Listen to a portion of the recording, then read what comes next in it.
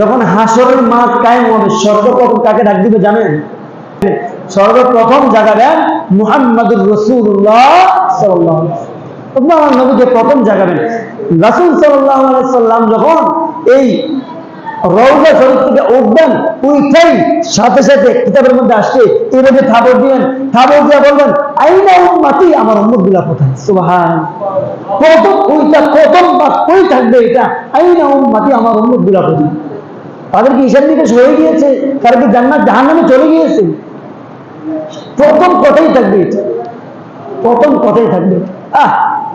আমরা ওই নবীকে কষ্ট দিই, ওই নবীকে আমরা কষ্ট দিই। আল্লাহু আকবার, আল্লাহু আকবার।